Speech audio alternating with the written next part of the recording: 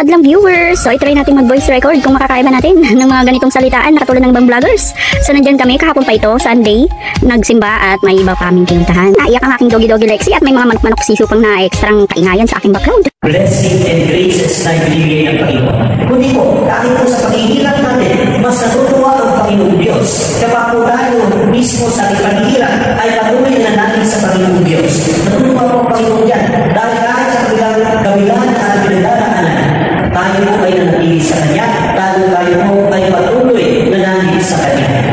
O diba, tama ang sermon ni Father. Sa lahat ng ating mga pagsubok, anuman pa man yan, na patuloy tayo nananalig sa Kanya kung anumang pinagdalaanan natin. So, yung mga time na yan ay patapos na ang misa.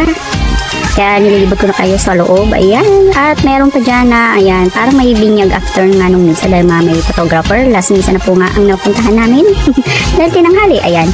Diretso na tayo sa SM East Ortigas. Ayan. Zero Coke and Sprite. Sweet and sour fish. Gloria, may manok. Ayan, extra rice. Open made. Oh my, itong siya.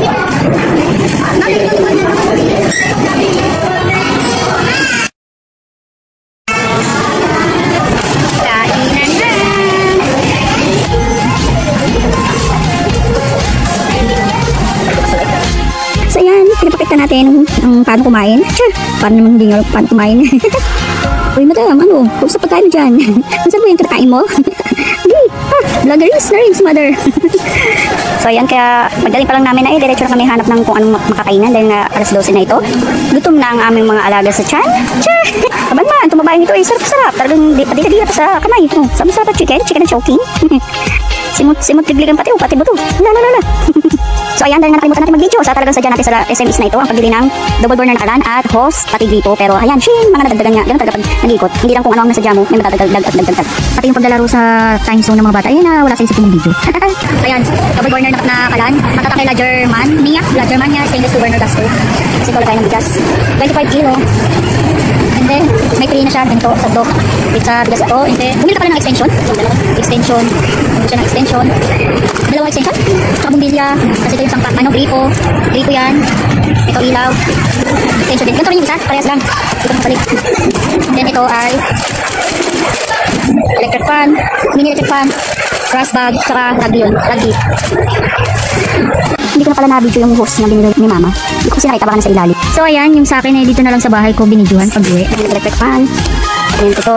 Electric fan din pero mas mura to. Compared dun sa isa. And then itong hose. Hose sa gasol. Kasi tumana yung akin. Itong para sa technician, sa nanay ko rin. Ito. Para sa mga gamot. And ito. Para sa mga alit-alit na maliit gamot, mga sandrilyo, ganoon, para hindi laging hirap, saan nasa ganito si ganyan.